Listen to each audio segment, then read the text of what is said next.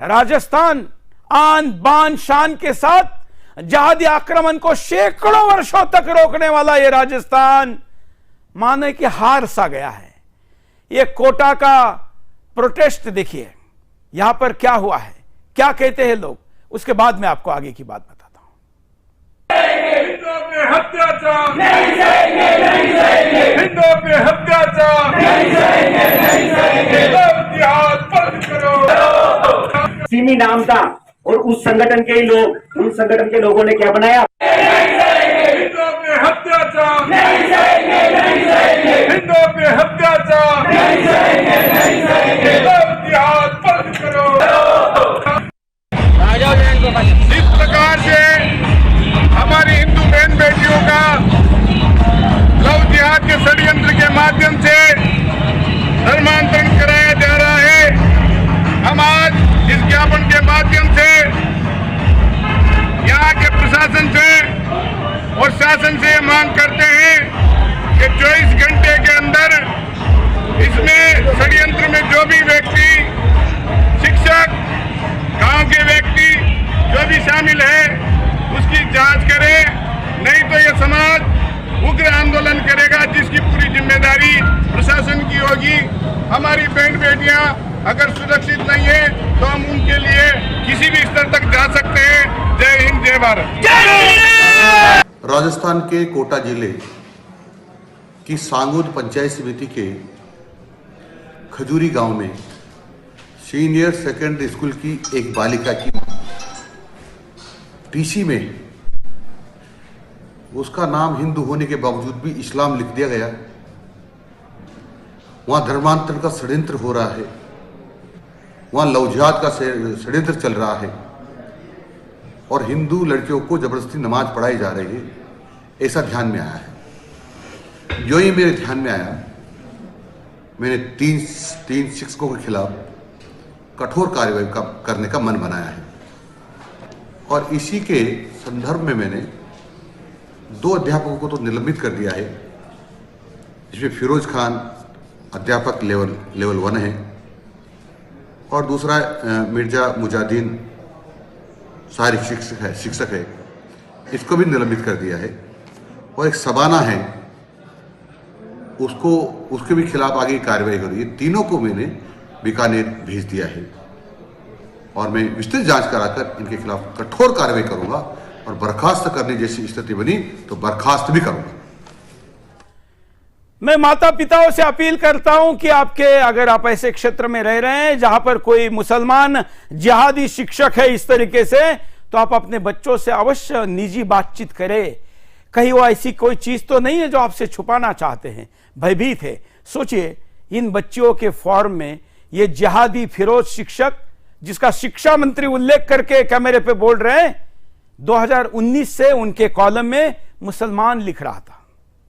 क्या यह बच्ची को पता नहीं था, या पता होकर घर पर जाकर बताने से कोई असर नहीं पड़ेगा मां बाप के प्रति, यह नजरिया था, या फिर डर था, या अज्ञान था?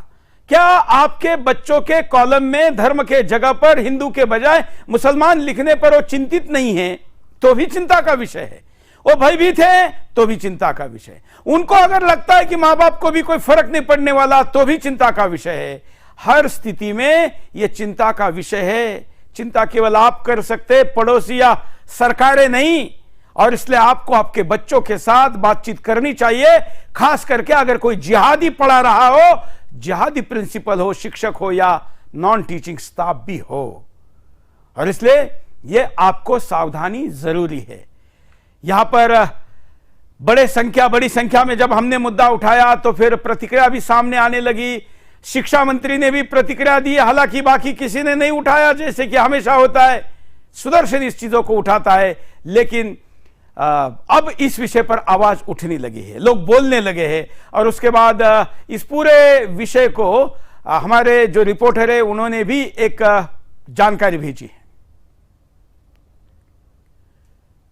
नतांश ने जयपुर से हमारी हिंदू बहन बेटियों का लव जिहाद के षड्यंत्र के माध्यम से धर्मांतरण। हम इस वक्त मौजूद है राजस्थान के जयपुर की हवा महल विधानसभा सीट में, जहां पर हिंदू पलायन बहुत बड़ा मुद्दा बन चुका है और इसी से परेशान हैरान होकर जो स्थानीय लोग हैं वो अब विवश हो चुके हैं उनके घर खाली करने को। यही समस्या से हमको अवगत कराने के लिए कुछ महिलाएं हमारे साथ मौजूद हैं जिनसे हम जानने की कोशिश करेंगे कि किस तरीके से यहाँ पर हिंदू पलायन हो रहा है, किस तरीके से उनको विवश किया जा रहा है और किस तरीके से दलाल आकर उन्हें नई नई लालच दे रहे हैं, प्रलोभन दे रहे हैं।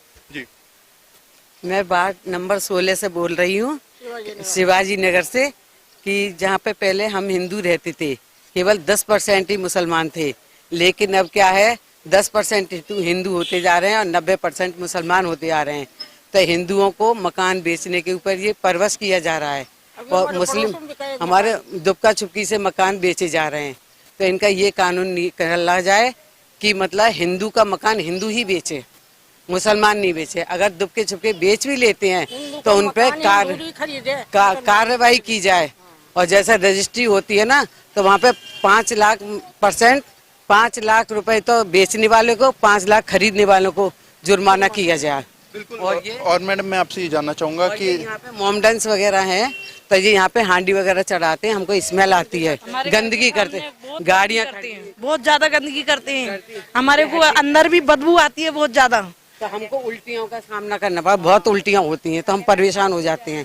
तो इसलिए ये कार्रवाई रोकी जाए। मुसलमान मकान नहीं खरीदे, हमारे हिंदू का मकान हिंदू ही खरीदे, ये नियम लगाया जाए। बिल्कुल, मैं आपसे ये जानना चाहूंगा कि आपके रहते हुए कितनी आबादी थी पहले हिंदुओं की और अब कितनी आबादी हो गई, और साथ ही मैं आपसे ये जानना चाहूंगा कि जो आबादी बढ़ गई है मुस्लिम की, उसके बाद से आपको क्या समस्याओं का सामना करना पड़ा? पहले हमारी थी 90%, मतलब हिंदू थे, 10% मोमडन्स थी, लेकिन अब 10% हिंदू रह गए हैं और 90% मोमडन्स आ गए हैं। और आपको ये पॉपुलेशन बढ़ गई, उसके बाद से क्या ऐसी आपराधिक वारदातें हैं उन सब का सामना करना पड़ रहा है? गाड़ियाँ खड़ी कर देते हैं लड़के लोग, गालियाँ देती हैं, रात को यहाँ पे इकट्ठे हो जाते हैं, नशेबाजी करते हैं यहाँ पे रात को।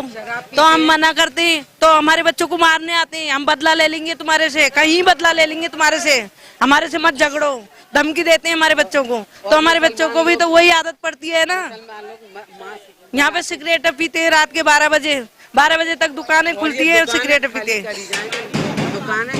कई ऐसे मुद्दे हैं जो यहाँ हमारे सामने आ चुके हैं और जिस तरीके से मुस्लिम पॉपुलेशन यहाँ पे बढ़ी है और उसके बाद से ही यहाँ पे आपराधिक वारदातें कई हद तक ज्यादा हो चुकी है। कैमरा पर्सन ऋषभ के साथ जयपुर से सुदर्शन न्यूज के लिए नतांश पटेल। बताइए, ये मतलब ये भी हमारा देश का एक महत्वपूर्ण शहर है जयपुर। अभी मैंने कोटा का बताया जो शिक्षा की राजधानी है, ये शौर्य की राजधानी जयपुर। इस जयपुर का ये हवा महल सबसे महत्वपूर्ण क्षेत्र। कोई भी अगर राजस्थान देखने आता है तो जयपुर देखने आता है, जयपुर देखने आता है तो हवा महल देखने आता है, जो वहां की राजधानी का महल वहां है। अब 10% हिंदू रह गया है। हालांकि मैं कहता हूं ये 10% भी नहीं, बहन जी ने तो बोल दिया है 10% वो भी नहीं रह गया है। और ये 10% का शून्य होने में 10 वर्ष नहीं लगेंगे, कुछ वर्ष। लेकिन किसी को चिंता नहीं है। अब सोचिए, केवल सरकारें बदलने से समस्या का हल बदलता है?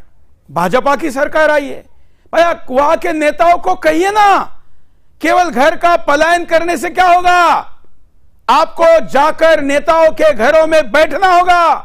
कोई नेता नहीं सुन रहा है तो मुझे बताइए, जो नेता ऐसे स्थिति में आपके साथ खड़ा नहीं हो रहा है उसके विरुद्ध मैं खड़ा होने के लिए तैयार हूं।